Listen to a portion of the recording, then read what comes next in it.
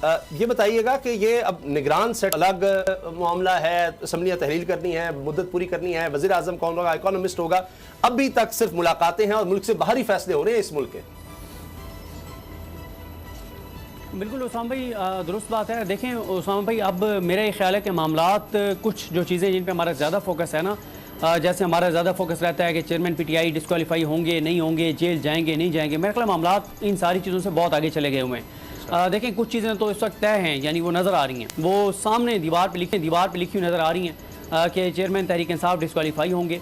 जो हुकूमत ख़ुद बता रही है कि हमारे जो इरादे हैं, या हुकूमत में कुछ आपको पता है, एक सीनियर सहाफ़ी जो कि शहबाज शरीफ साहब के साथ उन्होंने काम किया और दोबारा वो सहाफ़त में आ गए हैं, तो उन्होंने भी बताया कि उनके एक्स बॉस का क्या प्लान है कि चेयरमैन पीटीआई जो हैं वो डिस्क्वालीफाई भी होंगे, वो जेल में भी होंगे। ये बातें इस्टेब्लिश हैं।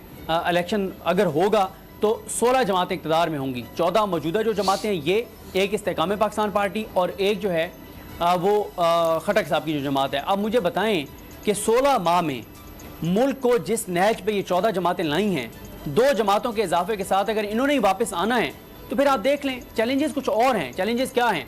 76 साल महंगाई का रिकॉर्ड आपका टूट गया है, ज़र मुबादले के ज़खायर आपके मांगे तांगे के हैं। आज आप एलसीज खोल दें अगर, तो आपका 1 रुपया आपका ज़र मुबादले के ज़खायर में नहीं बचेगा, यानी जितने आपके ज़र मुबादले के ज़खायर हैं इतनी आपकी एलसीज की जो डॉलर्स हैं वो पेंडिंग हैं। डॉलर का रेट आपका ऊपर जा रहा है, इन्वेस्टमेंट आपकी आ नहीं रही, लोग आपके पाकिस्तान से जा रहे हैं, ब्रेन ड्रेन आपका हो रहा है। बिजली की कीमतें जो है वो ना घर वाला को अफोर्ड कर सकता है, ना इंडस्ट्री वाला, ना मिल वाला, ना फैक्ट्री वाला, ना किसान वो अफोर्ड नहीं कर सकता। आपने इंपोर्ट्स का गला घोंट के इंडस्ट्रीज़ को बंद कर दिया है। लाखों करोड़ों लोग जो हैं वो इंडस्ट्रीज़ में काम करने वाले वो बेरोज़गार हो गए हैं। करोड़ों लोग खत गुर्बत से नीचे चले गए हैं। लोगों की एक मायूसी है पाकिस्तान के हवाले से, पाकिस्तान के फ्यूचर के हवाले से। हर दूसरा बंदा पाकिस्तान छोड़ के जाना चाहता है। तो इस सारी ये चैलेंजेस हैं, जो ये सारे मसाइल हैं जो मैंने आपको 15-16 गिनवाए हैं, अगर आप मुझे मौका देते तो मैं आपको लिख के कुछ 40 ऐसे मसाइल आपको गिनवा देता जो इन 16 माह में इन 14 जमातों की वजह से पैदा हुए हैं। तो आप मुझे बताएं कि अगर इन्होंने वापस आना है तो फिर ये मसाइल अगर 40 इनके पैदा करते हैं तो वो 40 से 60 होंगे सर, वो 40 से 30 नहीं होंगे, वो 40 से 20 नहीं होंगे। तो आपने देख लिया ना कि इन्होंने क्या किया 16 माह में, इससे क्या ये मुख्तलिफ करेंगे? तो इसलिए जो आइंदा का मंजरनामा है वो बड़ा, मेरे लिए तो बड़ा एक खौफनाक है कि अगर इन्होंने वापस आना है। और शहबाज शरीफ साहब देखें, वो तो अभी एज ए शहबाज शरीफ साहब की आप पिछले 1 हफ्ते की बॉडी लैंग्वेज देखें, वो एज ए प्राइम मिनिस्टर, यानी इस टेन्योर के प्राइम मिनिस्टर नहीं, वो अगले टेन्योर के प्राइम मिनिस्टर के तौर पे स्पीचेस कर रहे हैं, इस कॉन्फिडेंस के साथ, इस एतमाद के साथ। तो अगर ये सूरत हाल है सर कि ये 14 ये और 2 नई जमातें, 16 जमातों ने आना है, तो फिर आप देख लें क्या इनके आने से इस्तेकाम आ जाएगा, नहीं आएगा। अब प्लान क्या है किसके पास, कोई पता नहीं है कि प्लान क्या है। तो मुझे तो आने वाला जो मंजरनामा है वो कोई ठीक पाकिस्तान के लिए नहीं लग रहा। यही बात हम कर रहे थे सदीक, लेकिन ये जो 1 घंटे में 29 बिल पास हो रहे हैं और शहबाज शरीफ साहब अपनी तकरीरों में भी इशारे दे रहे हैं, जो आपने बात की कि अगली बारी फिर उनको दी जा रही है, और उसी के लिए शायद ये कानून साजी वो इस तरह की कर रहे हैं कि जिसका इम्पैक्ट यानी वरना नहीं करता कोई, वो सोचता है समझता है कि अच्छा देखना चाहिए इसके रिप्रिकॉशंस क्या होंगे, कि इस पर कोई डिलिब्रेशंस होनी चाहिए, लेकिन 1 घंटे में 29 बिल वही पास करता है जिसको गारंटी हो जाए कि आगे भी हम ही आ रहे हैं तो कोई मसला नहीं है, कर दो। देखिए मसला ये है उसामा साहब के जी उसामा साहब, मसला एक और ये है कि कुछ और बातें भी शहर इक़्तिदार में होना शुरू हो गई हैं, जो मैं मुसलसल आपको कह रहा हूँ कि वो हम प्रोग्राम में डिस्कस नहीं कर सकते। जो शहर इक़्तिदार में बातें हो रही हैं वो जो है, क्योंकि आपको मियाँ साहब का एक ट्रैक रिकॉर्ड भी पता है कि मियाँ साहब का ट्रैक रिकॉर्ड क्या है, कि उनकी हर बार कहाँ लड़ाई होती है। फिर देखें इस वक्त लड़ाई कोई सिविल सुप्रीमेसी के ऊपर नहीं हो रही, कोई वोट को इज्जत दो के ऊपर लड़ाई नहीं हो रही भाई, अगले इक़्तिदार में हिस्से के ऊपर लड़ाई हो रही है। निगरान वज़ीर आज़म और निगरान काबीना में हिस्से के ऊपर लड़ाई हो रही है। अगले इक़्तिदार में अच्छा जी वो फजल रहमान साहब कहते हैं कि जब कायद तो मैं हूँ भाई, पीडीएम का कप्तान तो मैं हूँ, सिपा सलार तो मैं हूँ, ये जो मियाँ साहब बाहर गए वो मेरी वजह से गए हैं। बाहर गए हैं तो फिर वहाँ से उनकी बातचीत हुई है, वीडियो कॉल्स हुई हैं, स्काइप पे कुछ मीटिंग्स हुई हैं, फिर कुछ और लंदन में खुफिया मकामात पे मीटिंग्स हुई हैं। वो सारी तो ना मियाँ, अगर ना मैं धरना देता, ना मियाँ साहब बाहर जाते तो इक़्तिदार आप लोगों को कहाँ से मिलना था। तो वो कहते हैं जनाब मेरा फिर 2 सूबों पे हक है, बलोचिस्तान पे भी मेरा हक है और KPK पे भी मेरा हक है।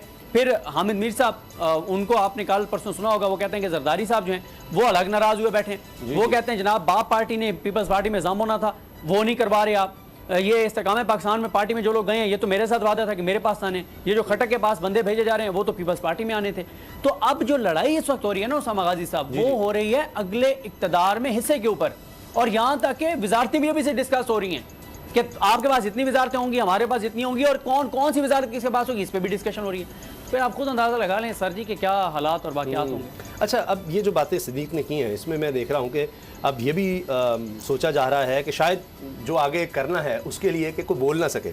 अब एक नई ई सेफ्टी एजेंसी कायम करने की कोशिश की जा रही है जी, और इसमें सोशल मीडिया की सरगर्मियों, टीवी चैनल्स, अखबारात, वेबसाइट्स, इसकी निगरानी होगी। और मैं ये भी देख रहा था कि पहले ही पाकिस्तान के हवाले से बड़े खदशात हैं कि इंटरनेट के हवाले से कि आईटी को फिर हम कैसे फ़रोग़ देंगे। ये सब चीज़ें अब उससे जुड़ी हुई हैं, जब आप इन पर कदगने लगाएंगे तो सब चीज़ें नीचे चली जाएंगी। देखिए, पार्लियामेंट के हवाले से पहले तो वो जो बिल्स की बात हुई उसमें तो ये कंटिन्यूएशन है पाकिस्तान की पार्लियामान का, एक जो तज़हीक का मिस ट्रीटमेंट होता है उसकी, क्योंकि हमारे जो अगर हिस्ट्री को देखें तो एवरेज होती है एक वज़ीर आज़म की, वो 3% 4% होती है, इससे ऊपर नहीं जाती।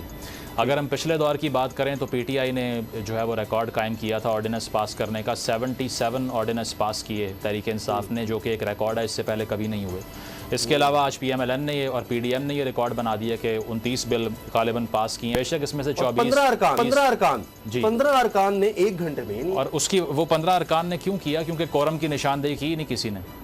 जैसे ही वो करते तो मामलात रुक जाते ना वहाँ पे, तो इसीलिए अब बेशक 142 का आवान है जी, और उसमें से सिर्फ 15 लोग हैं। बिल्कुल, और उसमें जितने भी हम देख लें कि चाहे ये यूनिवर्सिटी से मुतल्लिक बिल थे, कोई बड़ी कंट्रोवर्सी नहीं थी, लेकिन फिर भी अगर आप शफाफ तरीके से लेजिस्लेशन नहीं कर रहे तो फिर बाद में ये आर्ग्यूमेंट नहीं कर सकते कि हमारे साथ ज़्यादती हो रही है, जब आप खुद आवाम के मैंडेट के साथ ये करते हैं। जहाँ तक आईटी की आपने बात की, रेगुलेशन की बात की, तो रैंकिंग्स की अगर बात करें तो Pakistan is the 3rd most regulated country in terms of internet, यानी कि इंटरनेट की पाबंदियों के लिहाज से पाकिस्तान दुनिया में 3रा मोस्ट रेगुलेटेड कंट्री है ऑलरेडी।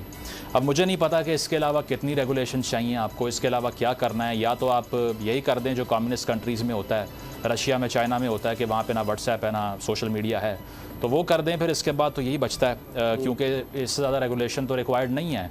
और अगर कोई वायलेशन होती है तो पहले ही लेजिस्लेशंस इन प्लेस हैं, FIA भी कार्रवाइयाँ करती है। इसके अलावा उन अफराद के ख़िलाफ़ भी कार्रवाइयाँ पाकिस्तान में होती रही हैं जो प्रोपेगेंडा करते हैं या फिर फेक न्यूज़ फैला रहे हैं। पीका लॉ जो आप लेकर आए उसके तहत भी आपने मेन स्ट्रीम मीडिया को भी रेगुलेट किया।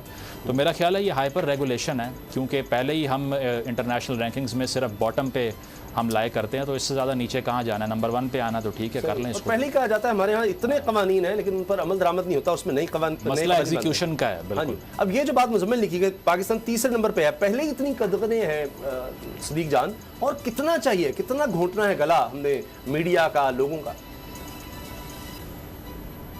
देखें, अभी तो और बहुत से रिकॉर्ड आपके नाम होंगे जब भी यहाँ पे कोई इस तरह की रिसर्च या इस तरह की रिपोर्ट्स चाहे होंगी कि 15 माह में कितने किसी भी मुल्क की काबीना के कितने लोगों के करप्शन केसेस जो है वो इतने कम वक्त में ख़त्म हुए, उसमें भी पाकिस्तान रिकॉर्ड होगा। एक मुल्क की काबीना में कितने इश्तिहारी थे, मफरूर थे, अदालतों को मतलूब थे, कितने अरबों रुपए के उनके ऊपर स्कैंडल थे, वो भी हमारा रिकॉर्ड होगा। लेकिन एक कुछ चीज़ें अच्छी भी हुई हैं इन 15-16 माह में। देखें, अल्लाह ताला ने करम किया कि हमारे जो प्राइम मिनिस्टर हैं शहबाज शरीफ साहब, 16 माह में मुसलसल उन्होंने मुल्क के लिए जो मेहनत किया, एक दिन भी उनकी कमर में दर्द नहीं हुआ, वो बीमार नहीं हुए। जब वो पोजीशन में थे और उनके केसेस चल रहे थे तो वो मुसलसल, उनकी तबीयत भी नासाज रहती थी और उनकी कमर में भी तकलीफ़ रहती थी, वो अदालतों में पेश नहीं होते थे और हमेशा वो अदालतों से फ़रार इख्तियार करते थे, अदालतों में से एडजमेंट्स लेते थे, इल्तवा लेते थे। लेकिन अल्हम्दुलिल्लाह ये है कि अल्लाह ताला ने करम किया है कि अल्लाह ताला ने उन्हें सेहत दी है, शिफा दी है, और 16 माह में मुसलसल उन्होंने दिन रात इस मुल्क के लिए एक किया है। और पता नहीं मुल्क किसको कहते हैं उनकी डिक्शनरी में,